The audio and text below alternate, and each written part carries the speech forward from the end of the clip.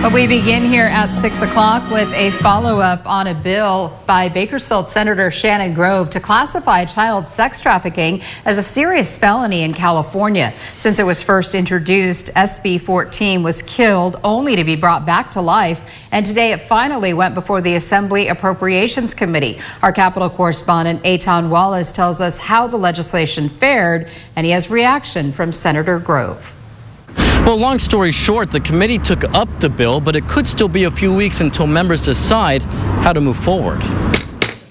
Gavelled in, the Assembly Appropriations Committee took up Senate Bill 14 right away. We cannot afford not to pass this bill today. Authored by Bakersfield Senator Shannon Grove, the bill seeks to classify human trafficking of anyone under the age of 18 as a serious felony in the state of California. It would categorize it under the state's 3 strikes law for reoffenders.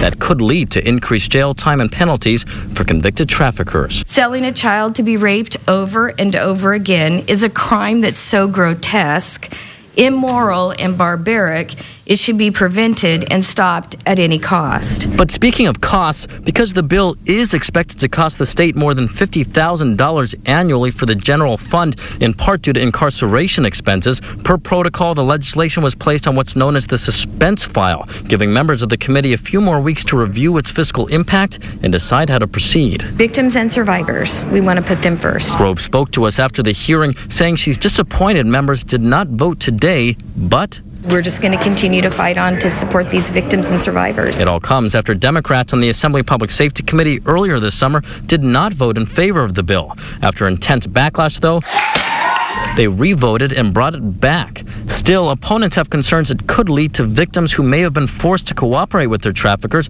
to also end up prosecuted and behind bars. Assembly Public Safety Chair Reggie Jones-Sawyer wants to see amendments made to the bill to address this issue. We believe we're going to make this so much better than what it was before. But Grove argues the bill will help victims, not hurt them, and says she does not believe it needs amendments, noting it already received widespread bipartisan support. Obviously, we want to see the bill move forward and go to the governor's desk, and hopefully he'll sign it. As for survivors themselves, they hope the overall message is not lost. The hope is that people who continue to reoffend will not walk free. Victims deserve justice for what was done. And the committee is expected to formally vote on the bill next Friday, September 1st. Reporting at the state capitol, Eitan Wallace, 17 News.